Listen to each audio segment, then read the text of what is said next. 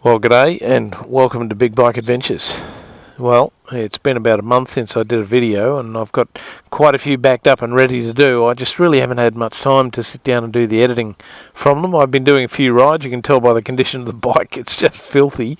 But you can tell that I've done a few rides. So it's not that I'm not riding. I'm just not spending the time to edit the videos.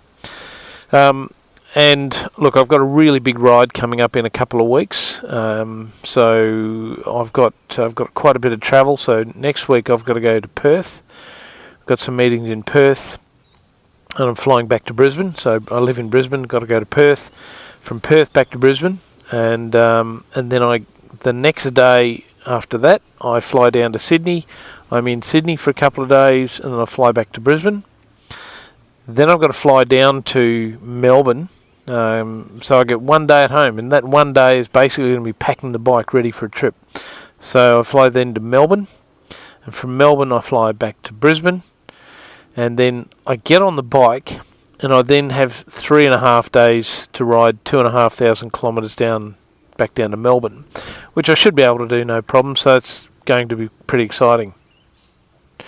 And then I put the bike on the Spirit of Tasmania, which is the ferry that goes down to Tasmania, and then I ride down from Devonport down to Hobart.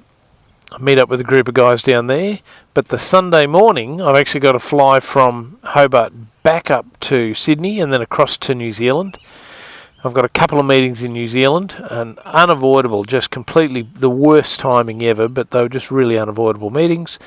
I've got a meeting in Auckland, there for 2 days, and I fly back to Tasmania, and then I pick the bike up again and take off after the other guys. So it's going to be a really, really busy time. And then we're all riding back to Brisbane after a few, after a week or so in Tasmania. We're all riding back to Brisbane. So it's just going to be a chaotic and really hectic couple of weeks, and I'm really, really looking forward to it. I'm probably going to be doing about 6,500 Ks all up, I reckon. 6,500 to 7,000 Ks in March, February and March on this thing. So I'm really looking forward to it. It's going to be a huge trip.